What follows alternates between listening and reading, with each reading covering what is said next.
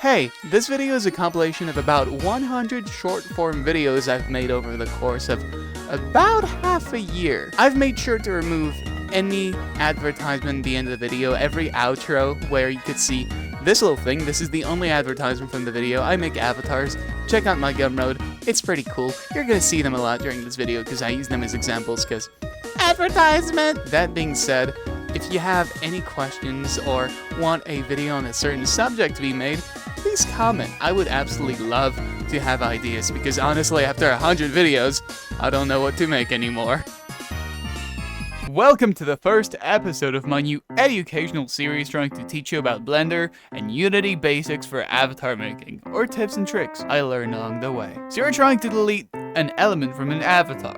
Let's do it properly. We're gonna use my avatar new, link on Gumroad. Load your model into Blender and go into edit mode. Go over what you want to delete with your mouse and press the L key on your keyboard because you're a goddamn loser. This will allow you to select the object and pretty much everything it's linked to directly. If you're trying to delete something connected to the whole body, such as an arm or a leg, for example, that's where L will not work.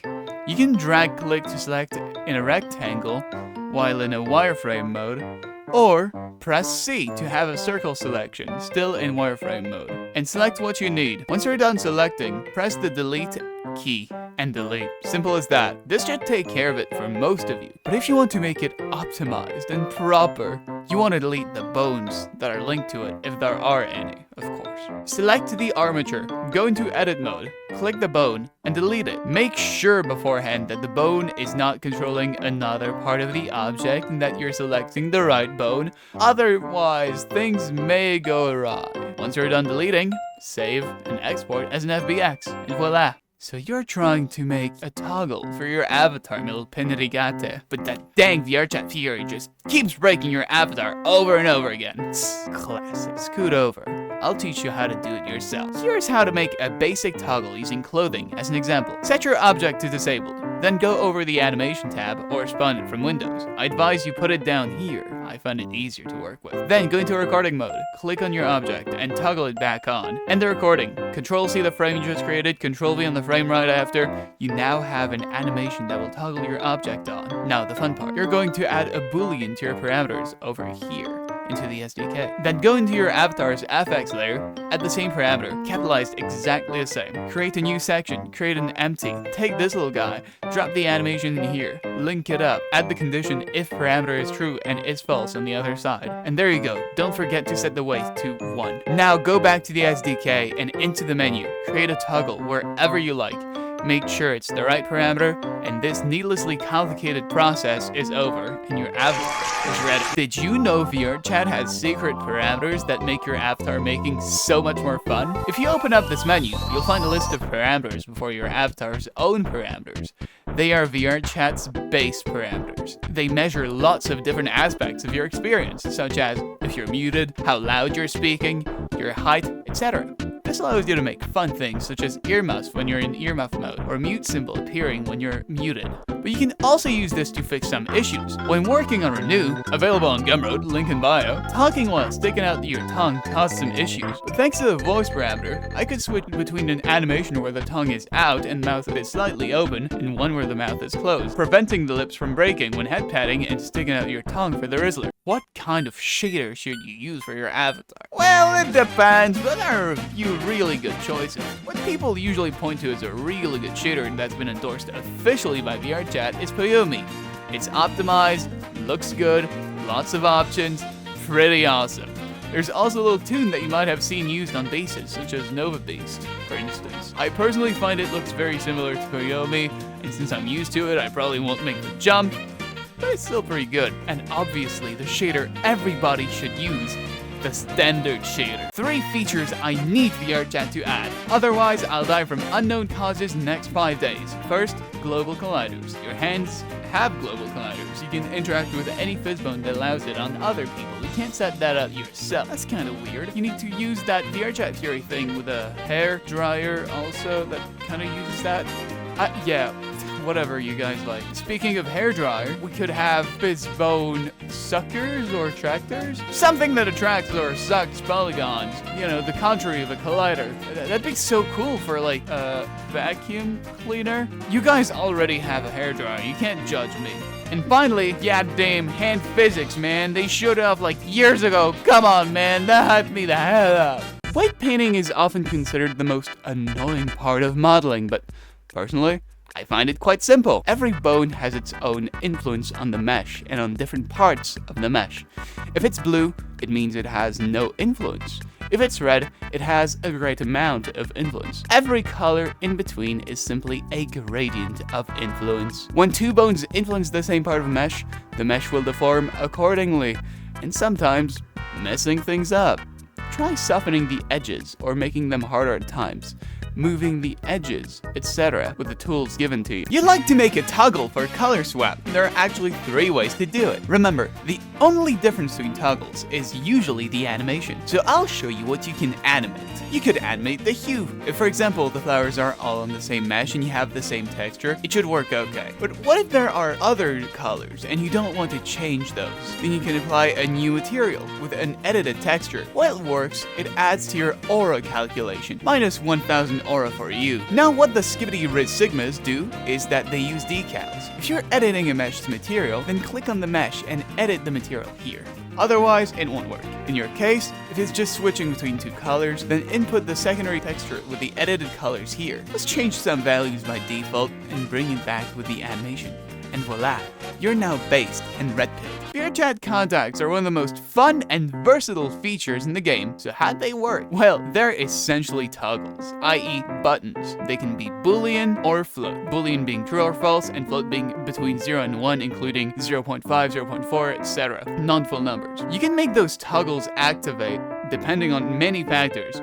How fast you are, how close you are to the center, etc. Those are contact receivers. On the other hand, contact senders trigger the receiver. Quite simple. Those can be your hand, feet, or something custom in a custom place. For example, a wedding ring that interacts with another wedding ring. To give a more proper example, if you want to boop renew, available on Gumroad, your contact sender, your hand, will trigger the boop receiver and create an adorable sound and particle effect. Or that would be the case if it weren't for the Physbone Squish feature, which I decided to use instead. Physbones have a lot of options, but what is Physbone Squish? Well, it's essentially a parameter unique to your Physbone that measure how squished it is when you push on it. That's something similar to VRChat contacts in a way, but exclusive to Physbones. If you've been confused by what I mean when I say toggles, a toggle is a way to activate something, which can be anything. Can be a booping animation, a clothing option, earmuffs, etc. Lots of things on VRChat are technically toggles or serve as toggles, and that is why I use it as a blanket term, because it's kind of all the same in the end. But the nerdier among us will fly down to the comments to correct me. Here is one of the best add-ons for Blender aimed directly at VRChat avatar making. Cats is a Blender add-on that helps you make your own avatar, made be from scratch or not, by streamlining some of the most uninteresting parts of avatar making. My favorite feature includes being able to get into pose mode more easily, creating convincing visemes from only 3 shape keys or blend shapes, different names, same thing, and combining materials if you need to optimize your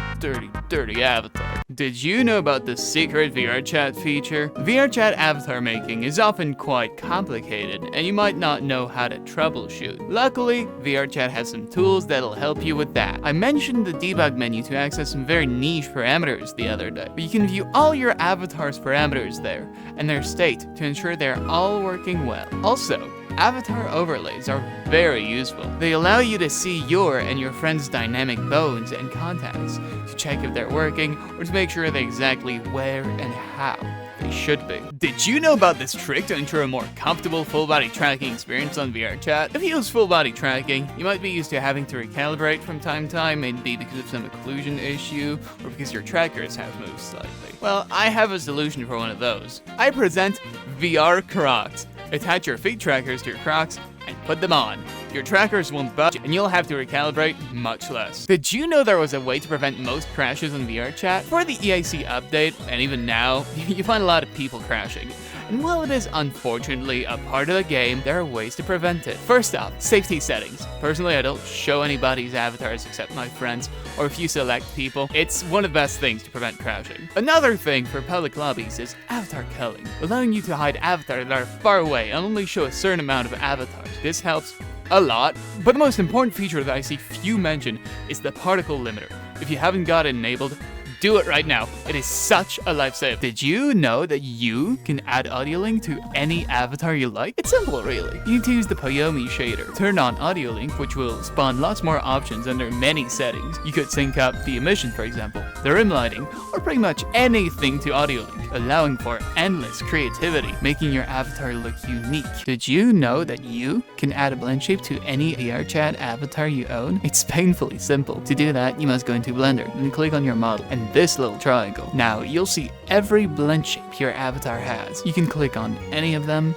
and go into edit mode to edit them, or just bring them to 100 to see what they do, or create a new one. A blend shape will allow you to modify your avatar when activated, but not alter it forever. It's used for facial expressions, visemes, and many more things. Have you ever been in this situation? You buy a new avatar. Great! Can't wait to put it on VRChat. You open the folder, you're happy, and then you see a bunch of files and you don't understand how to do it. What's Unity? I'll tell you how to upload any avatar you buy, mostly. You're gonna wanna look at the requirements if they're listed in the description. There's gonna be usually a Unity version, perhaps a shader, and the VRChat SDK version. Download VRChat Creator Companion, install the Unity version corresponding to the description, download the shader if there are any, open your scene, make sure that you've installed the VRChat SDK through the Creator Companion, install the shaders, and there you have all the requirements. If there are any more, same thing, you install them. Then inside your avatars folder, there should be a Unity package. Once you've opened the Unity package, you should look for either of two things: an Open Me scene, which will contain your avatar already pre-made, or a prefab, which is also your avatar just pre-made you can drop into your scene. And there you go. You can edit it however you like after that. Do you not know how to make a blend shape?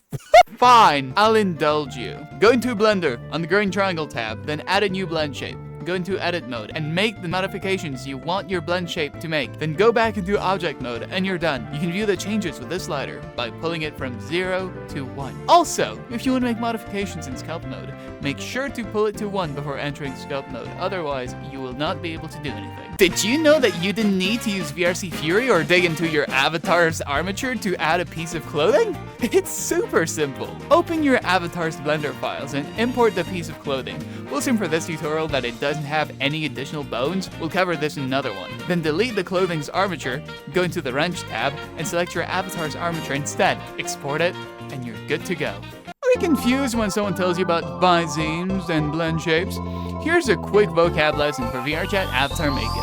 Blender is a versatile 3D app that has a lot of features and is used to make 3D models for VRChat. A blend shape is a change in the shape of the avatar controlled with a slider. It can be a facial expression, a body change, or visemes. Visemes are blend shapes specifically tailored to speech. When someone's mouth opens when they're speaking in-game, these are visemes. Unity is the game engine VRChat runs on. The VRChat SDK software development kit is a Unity add-on that is needed to make an avatar. It's got essential components such as the avatar descriptor, or Physbones. An avatar descriptor is a component that you must add to your avatar in Unity that defines it as an avatar and has a lot of options. And Physbones are a component that replaces dynamic bones. They allow a part of an avatar to move and flow around and be interactable, such as tails or ears. Have you ever thought, wow, I'd love to change the gestures on my avatar, but it's so complicated. It's actually very simple to make your own gestures. Now, if you're working with a pre-made avatar, usually in the FX layer, you should find these little gesture layers. And inside of them, you'll find different gestures. When you click on them, you can see the animation right there and change it to the one you'd like.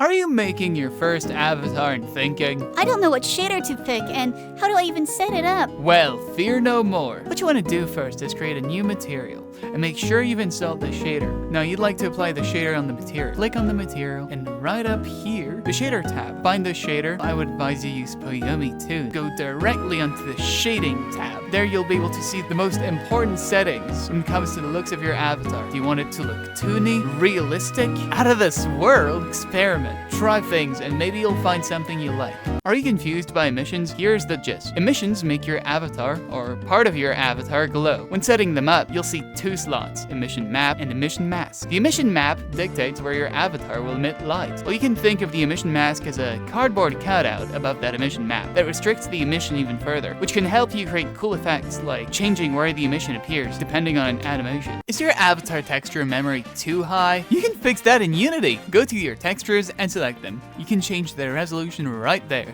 which will reduce the texture memory. Do you really need that small color to be 4K? Didn't think so. You'd like to achieve a Toony shiny look like this on your avatar? You're gonna want to use the Poyomi shader. Enable two settings, rim lighting and stylized specular. Make a map where the areas in white will shine and in black will not. In between will diminish the effect more or less. Creating. Do you want to add an accessory to your VRChat avatar? It's quite simple. We'll cover the Unity method today in the Blender another time. Spawn your item in the scene next to your avatar and move it to where you want it to be, in your avatar's hand for example. Then, in the hierarchy, you should put the item in the armature's hierarchy. For example, if you want it to be in your hand in the end, you will want to put it under your wrist bone. Create a toggle, I made a video about that, and you're good to go. I've been labeled a VRCFury hater, and that's why, in an effort to combat those allegations, here are 3 reasons why you shouldn't use VRCFury. VRCFury is a Unity add-on for VRChat that facilitates avatar making. Adding clothing, accessories, etc. is made simple. How could you hate that? Well, I don't. But there are reasons not to use it. First off, VRCFury, as easy as it makes things, is a tool, and tools can break. Knowing how to make a fire with a lighter can be very useful, for instance. Same thing for avatars. Also, this is a free add-on made by somebody who needs all the support they can get and could quickly become deprecated, so you might want to support them. But most importantly, making avatars manually is straight up fascinating! If you want to create more complex stuff, knowing the basics is essential. You ever open the avatar details tab on VRChat and go cross-eyed from memory overload? Let's cover what each stat means. Download size is self-explanatory, and polygons is the number of polygons in your avatar. The more there are, the harder it is on your GPU. Bounds are the total space your avatar takes up, including animations. Skin meshes are the number of meshes that have bones or blend shapes, while basic meshes, the number of meshes total. Physbone components is the number of Physbone components on your Avi, while transforms the number of bones affected by the components, and collider check count is how many bones the colliders affect. Like and follow for part 2. You ever wonder how people set up their tails to always stay above and collide with the ground? Under your avatar, create a new game object and add the Physbone collider component as a plane at 0, 0, 0. And the Physbone component, add it as a collider, and you're set. I've seen a lot of people be confused about Avatar FX. What's all those arrows and rectangles and links between those rectangles? Well, there's a very simple way to think about it that I like to employ. Imagine that you're someone in a room and you have an inexplicable need to cross every door that opens.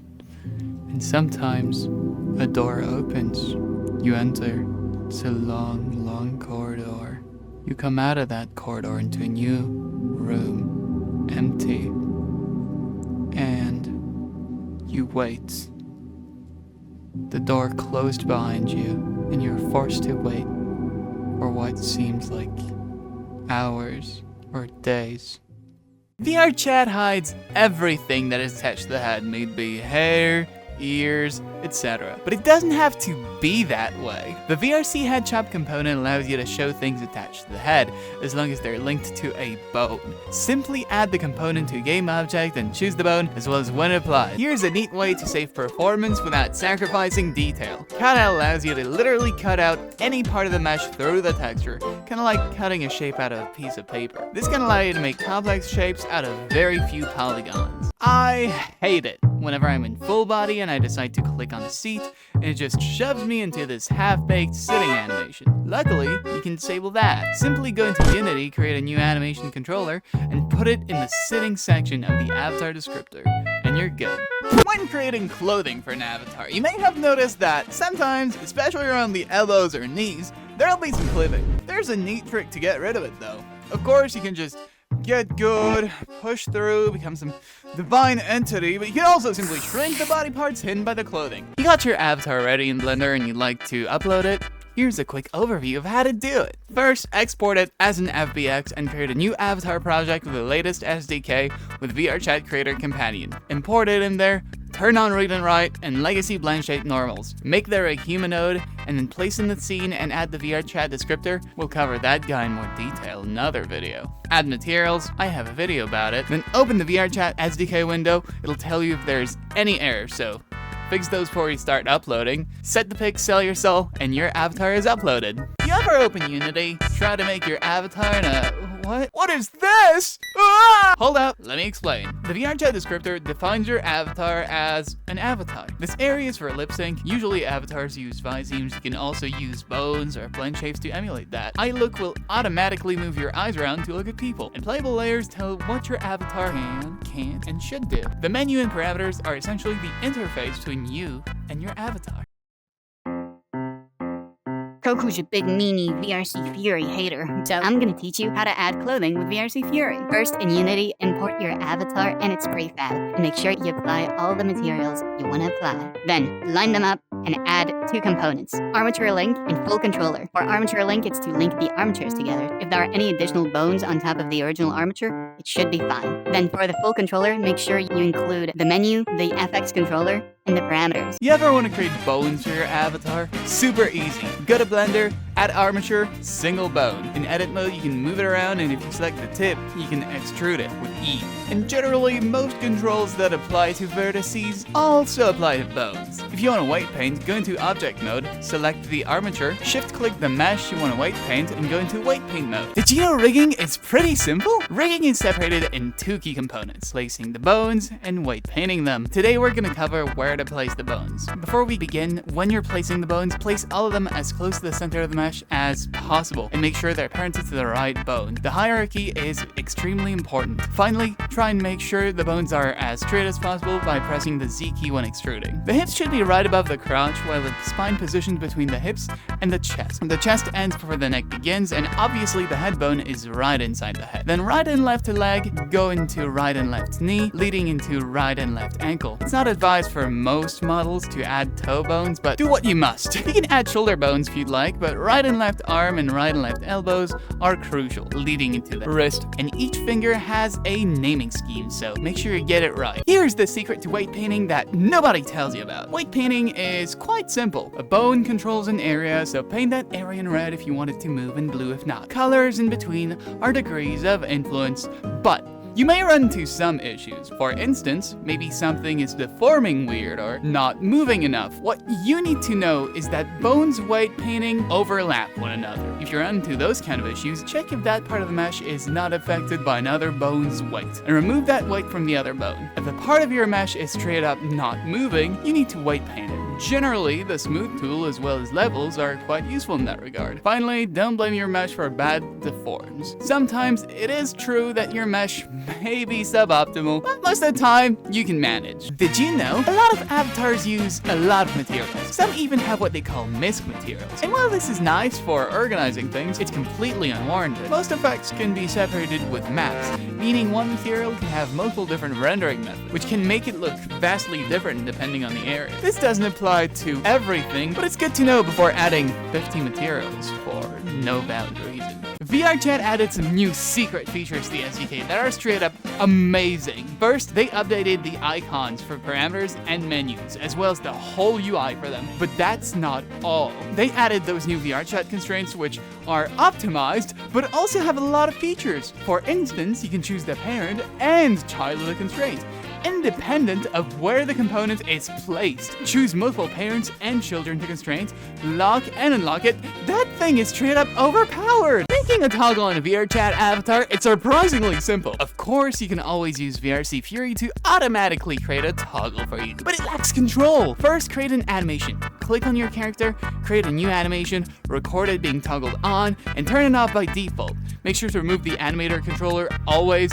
It can cause problems. Then, in the FX layer, create a new layer and push this to 1. Go to parameters and create a Boolean parameter. Name it what you like. Create an empty dud, shove your animation in there, link it up to these two. When it's true, it'll enter your animation, and when false, exit it. Now it's just a matter of hooking up the parameter and logic you created to the menu. Add your parameter to the parameter list, and in the menu, add your toggle with a nice picture, if you'd like. And obviously mention which parameter it's activating, and you're good to go. A lot of you want to optimize your avatars, but you barely know anything about Unity, let alone Blender, and it's a lot of work. Well, that's where Dark's Optimizer comes in. Not only is it easy to install and add to your avatar, but the results are insane. You can install it like VRCFury by adding it to the VRChat repository, and then simply add the component to your avatar and choose what you want to optimize. I tried, for example, the full optimization setting on Renew, and it almost became good. Simply the Physbone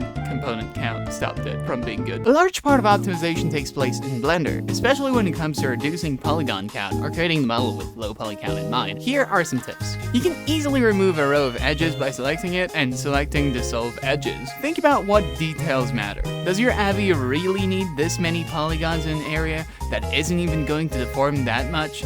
Zooming out will tell you what areas have more polygons. Make sure these are the most important, namely face, hands, and such. And don't be afraid to use triangles to add detail and save polygon count. Don't go ham though. Triangulation does not have that many benefits.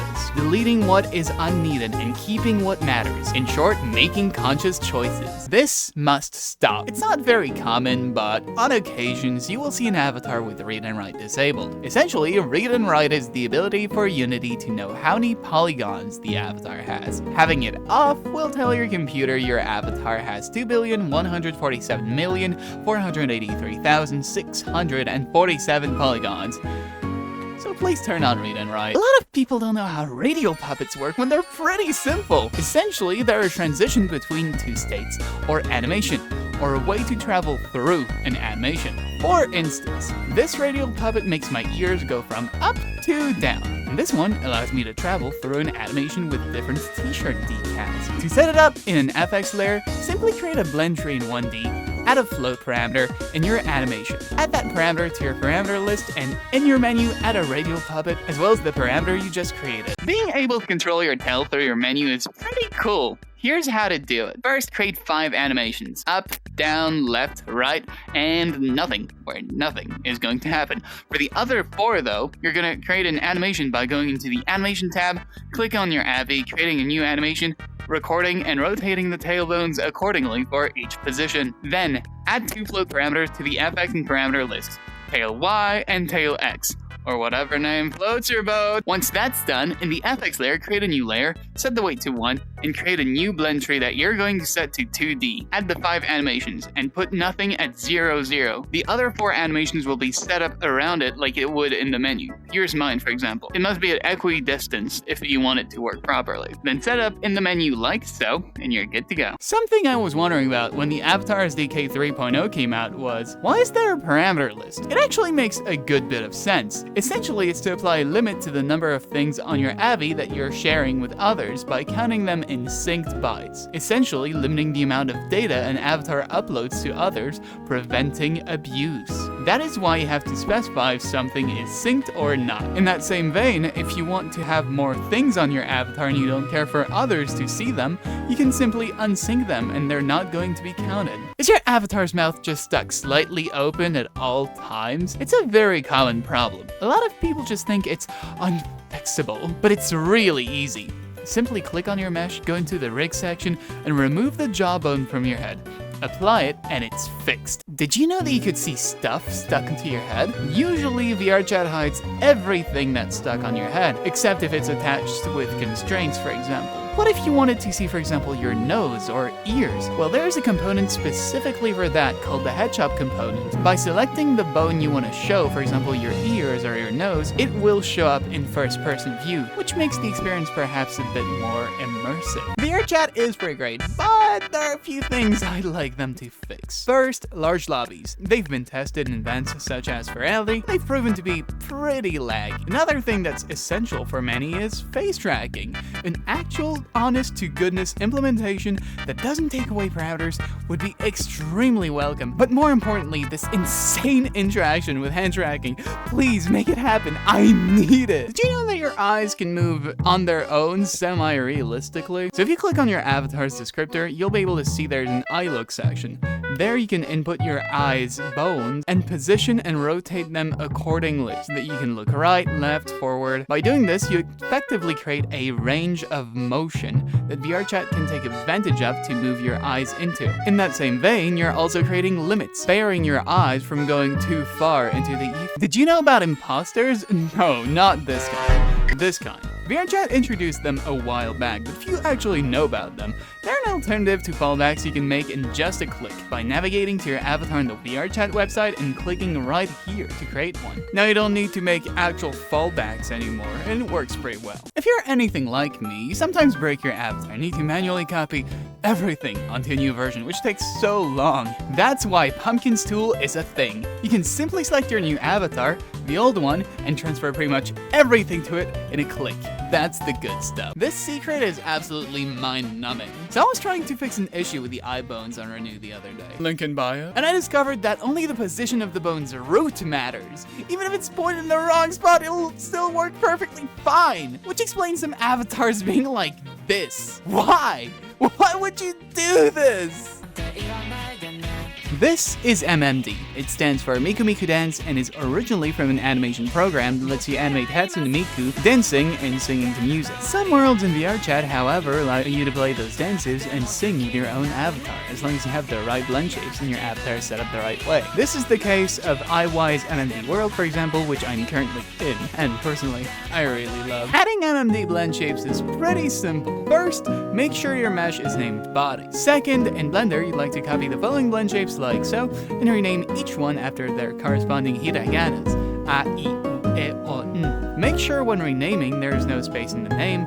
Export, and your Avi can now sing. Did you know you can limit how far an avatar's bones move? In the Muscles tab on your FBX, you'll find multiple sliders, effectively ranges of motion, that you can adjust to allow movement in certain ranges, but not others. For example, I use that to make sure that no matter what happens, my avatar's eyes don't go too far. You just bought an avatar base, but now you don't know how to texture it or where to start. Usually people use a few programs. On the free side, you could always use the UV layout. Often avatar makers will include those with text indicating where things are. Comparing it to the model and the original texture will make it easier, but painting on the model is much easier. You could always do so in Blender. It's not that great, and most people will acquire Substance Painter one way or another, as most avatars have a very easy to edit Substance Painter file. Finally, for those that own it, Procreate has a 3D painting mode. It's not great, but if you have it, it's more than functional. Did you know a 3D model can have multiple UVs? This is something I only learned recently, but you can indeed have multiple UVs on a singular 3D model. What this means is that if you want to have some details, set up AudioLink a certain way and whatnot, making a UV specifically for that purpose might make it easier for you and for anybody else using the model. An issue that is pretty common is that some avatars simply have arms that are too short. It causes your real-life arms to go past your in-game ones, and as such breaks immersion. You could always change your height in-game, which will cause your legs to feel much farther down than they should be because you're changing your real-life proportions in-game. Or you could always go in Blender and change your avatar's proportions. Did you know how to use multiple UVs? We previously saw that a model can have multiple UVs, and shaders, such as Poyomi, allows you to use those different UVs for different things. Textures, emissions, decals. Simply pick the UV you want to use for those, and it's as simple as that. A lot of people get tripped up when it comes to what to use. Booleans or integers. Booleans are better for one-off things. Like if you have a very unique accessory or only planning to include one prop, then using a Boolean uses less memory. If you're planning on having many props, clothing options, etc., then using an integer can help you save memory and have more options. Procreate indeed allows you to import 3D models and paint them. Simply export your model as a .obj, send it over to your iPad, click import, import it, and you can now consider your model as a 3-dimensional canvas. If you're familiar with Procreate, you should find it easy to navigate. Are you confused by materials in Unity? What are they exactly? A material is something that will hold the textures and shaders of your mesh, kind of like a plate which will hold your pasta, and then you can add some olive oil and sauce. You see what I mean. As such, the material is responsible for your avatar's looks, what effects are on it, etc. So keep that in mind next time something doesn't look right. Did you know you could add glitter to your avatar? The Poyomi shader has a glitter option. Turning it on will allow you to add glitter to your avatar. You can use a mask to choose where the glitter should be, change its color and shape, do what you like a star, a broccoli, or failing social media platform. You can choose the glitter's size, speed, emission, etc., and truly make your avatar look unique and beautiful. Did you know you could add insane detail with little effort? The Details tab on Poyomi is there for that.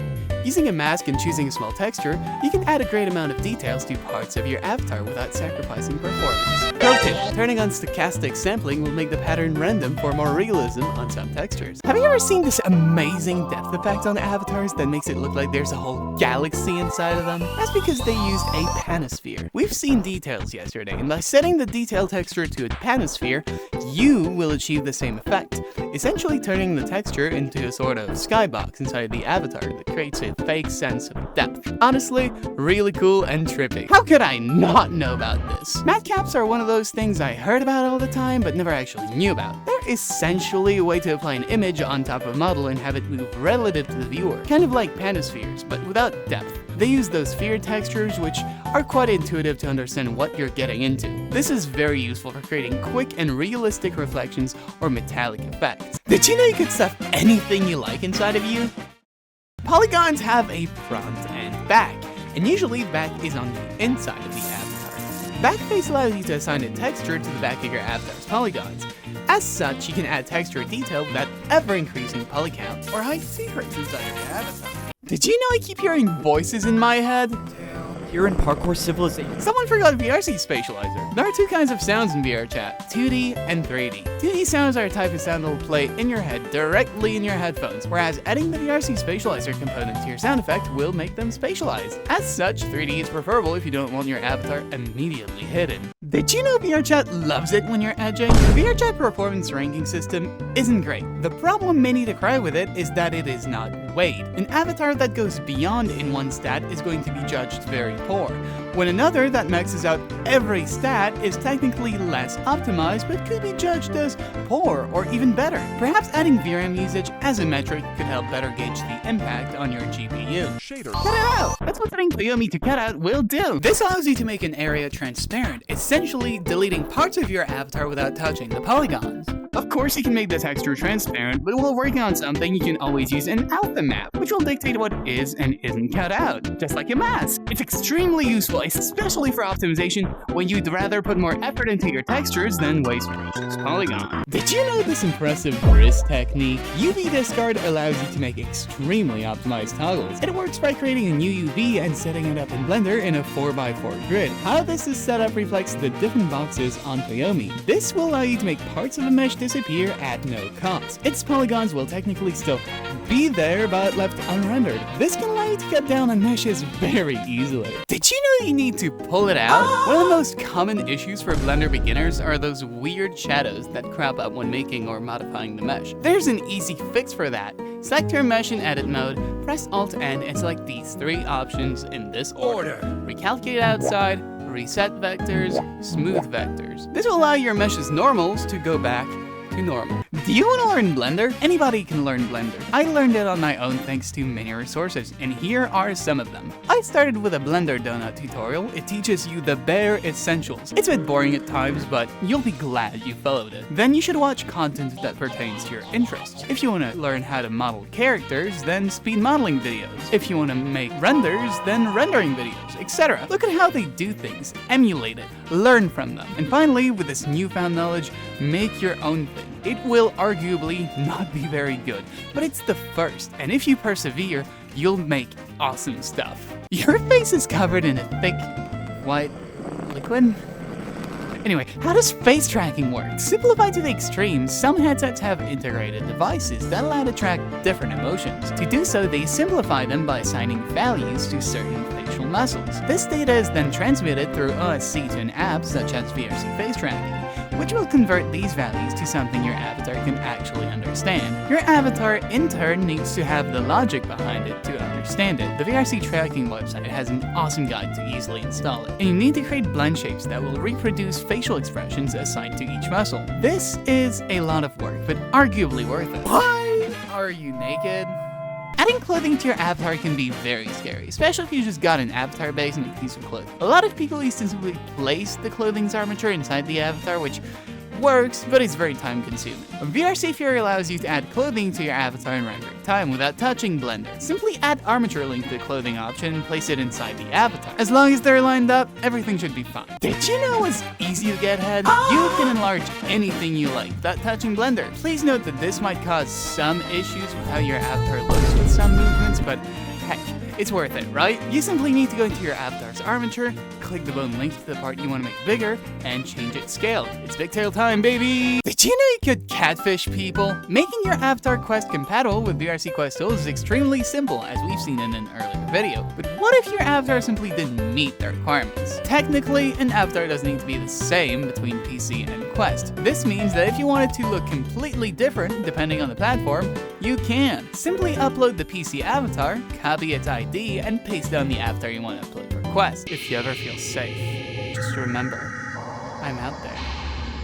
AFK, that is! AFK animations were a big deal when they were added. By simply adding this parameter to your FX and using it as a toggle, you can make your avatar do whatever you like when going AFK, be it dance, die, or vanish into thin air. But due to people being weirded out by it, VRChat even added a toggle to disable AFK detection. Draw me like one of your French girls. It's a great way to start making an avatar. Making an avatar is hard, especially if you're just starting out. Something that helps with modeling are references, maybe for one part or the whole thing with a turnaround. Having a 2D image certainly helps. If you can't draw, Google can be your friend or commissioning someone. I certainly use them for parts I want a certain way, like the face on my avatar. Okay, that's eerie. I love it, Faye. This is a polygon, also known as a triangle, and this is a quad, two triangles put together. A model is much more readable to the naked eye and easy to edit with quads instead of triangles, but then why are some models completely triangulated? With quads, some curves might be sharper or harder to render due to the fact the triangles aren't separated and are considered a whole flat-ish surface. While with triangles, it looks much better. This often becomes a pain point with weight painting and movement. Did you? Please stop watching my video on the toilet. There are many ways to create an avatar. One I see a lot of people do is sculpting. It is true that you could go the artsy route and sculpt a model, then retopologize it to make it proper and optimized. It gives it a more natural look. You could also do it polygon by extruding them out and shaping them precisely, ensuring more control. Personally, I like to do a little bit of extruding and sculpting together. Did you know I'm close? For a while, parts of my textures bled into each other when exporting from Substance Painter, which made no sense because on the UV they were completely separate. I was today years old when I learned you have to change the UV padding on their texture set to UV Space Neighbor, and not 3D Space Neighbor. Did you know lying in bed watching TikTok isn't productive? You know me, I like some padding for the pushing. And on Substance Painter, you get a few options. One option that really pained me to discover on my own is No Padding Caster, which exports your textures with only UV islands. How could I not know? Did you know I like to cut them up Bateman style? You can have multiple UVs on a single mob. If you want to reduce your texture memory, you want smaller textures. But that can be a problem if you can't reduce the size of some textures due to how your UV is set up. That's why creating a UV map for some specific effects can help you reduce texture memory and achieve greater detail all at once. Did you know we're ready to move on to the next step? Creating a UV is one of the most important steps when making an avatar, but anything that can go wrong will go wrong. So here is a few steps to UV mapping. First, you need to create a UV map like so and switch to UV editing. Make sure you're in edit mode and have everything selected. UV mapping is simple. Add seams to edges to allow your mesh to lay flat like paper. Once you're done, select everything and click UV Unwrap. Cry a little because it looks god-awful and go back to seaming. Did you know you can turn me on like a TV by simply using your remote? That's thanks to video effects. You can easily create a realistic screen effect at no cost by enabling video effects on Pyomi. You simply need a pixel texture. Oh no, so hard to find. And you can even change the resolution, screen type, and other aspects to make it even more realistic. Did you know it's leaking everywhere? Particle systems tend to do that. Particle systems allow you to add particles to your avatar. We'll look into them further in later videos, but here are two basic functions: emission and shape. Emission is how much is going to come out in a given time frame or distance, while shape is essentially how the particles are going to propagate. Imagine the particles coming out of a tube, and that's the shape of the tube. Did you know I'm ready to bust? Bust open Unity and work on that thing. You may have wondered, what are mesh particles?